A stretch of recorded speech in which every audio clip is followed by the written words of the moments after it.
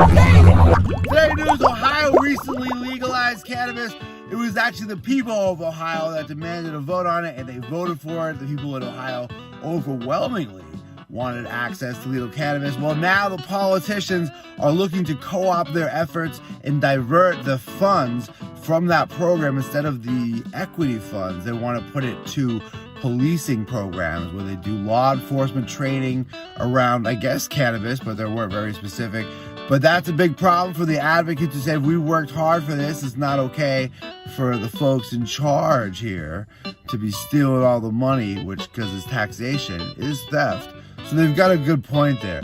They're not against the idea of putting some of that money into schools, the folks who are behind the initial change in legal cannabis for the state. But they're saying that this move to heavy-handedly move our money from the programs we have voted to assist to the law enforcement is unacceptable, that we need to help the people who have had their lives ruined by the unfair war on people called the war on drugs.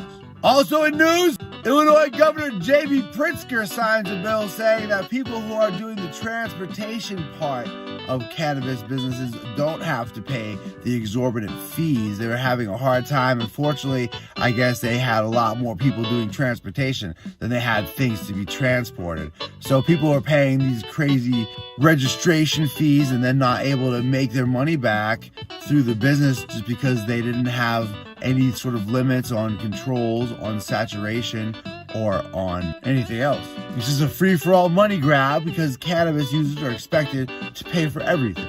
Also in news, Mississippi also is having a problem with Delta 8 and Delta 10 products in their convenience stores and head shops. I guess there was a sting operation and they went and tested a bunch of the products which had more THC than the label suggested. The other thing was they found a lot of pesticide, and so they're worrying that the people who are using these products are actually going to harm themselves from unsafe products. What they're saying is you shouldn't buy any Delta 8 or Delta 10 in convenience stores because who knows where it's coming from or what's in it, and you're completely at risk if you do. Also, you should not buy cannabis from anyone that isn't a registered cannabis dealer or a medicinal cannabis facility.